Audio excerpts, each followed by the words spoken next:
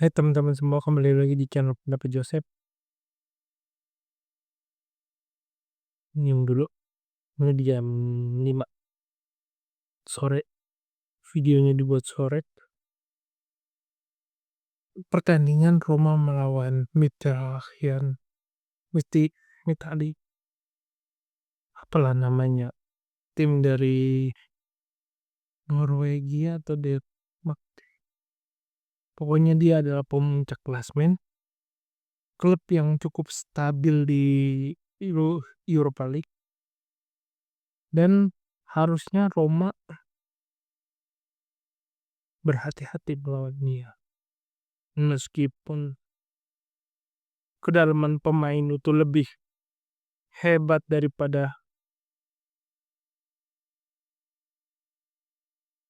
tuan rumah, lebih bagus tuan rumah dibandingin Roma. Ya Roma harusnya sadar bahwa di satu titik performa mereka tidak baik-baik amat, di sisi lain performa lawan ini adalah cukup stabilnya. Nah, yang harus dilakukan Roma pada saat melakukan seperti ini adalah meneruskan tren positif, terlebih di ajang Eropa dia belum pernah mendapatkan kemenangan kandang.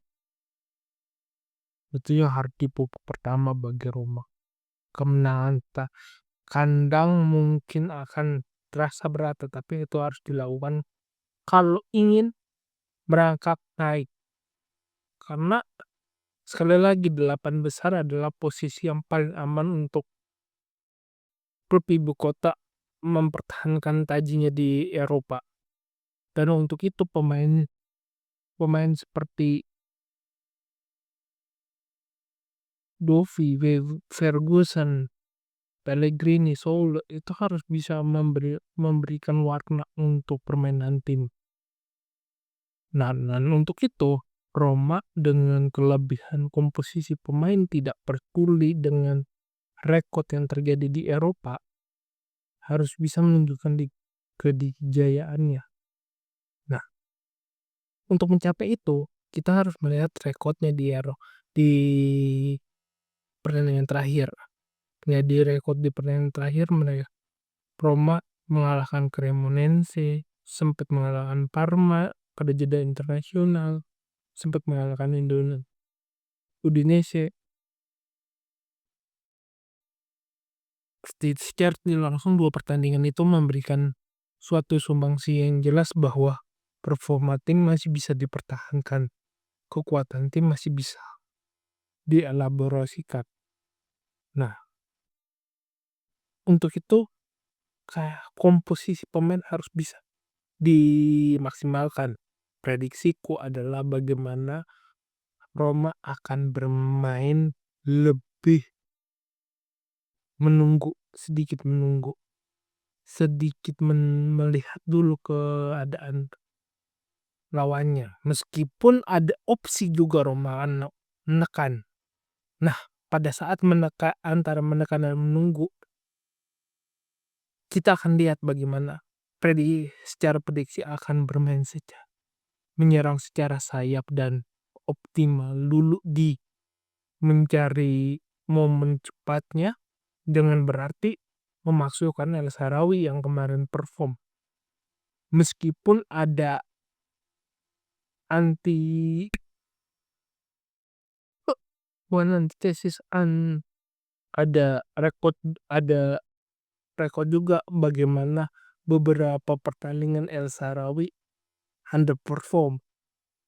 Ini sekali lagi ada kita ada di posisi kita melihat El Shaarawy cukup bagus, Pellegrini bermain biasa saja kemarin, tetapi kalau kita mengcompare pertandingan kemarin dengan lawan kita, terus kita maksimalkan dengan El Shaarawy main, banyak opsi baik bisa terjadi dengan banyak bertekanan dari sayap, lebih jelas posisi aktif penyerangan, tetapi ada juga kemungkinan El Shaarawy bisa underperform seperti di laga pertama di Eropa, ataupun yang lebih parahnya lagi, ya dia jadi bulan-bulanan di sayap.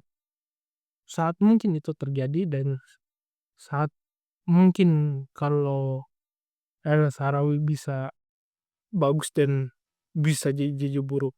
Demikian dengan Pellegrini juga. Jadi sedikit kosong di tengah antara memainkan siapa, tetapi yang sangat pasti ya Roma akan mencoba melihat dulu lawannya, begitu ataupun dia ambil posisi mati El Shaarawy atau Pellegrini demi kesempatan yang ada. Kalau Pellegrini bermain ya kita lihat akan bermain lebih lambat, tapi operan-operan akan lebih hidup.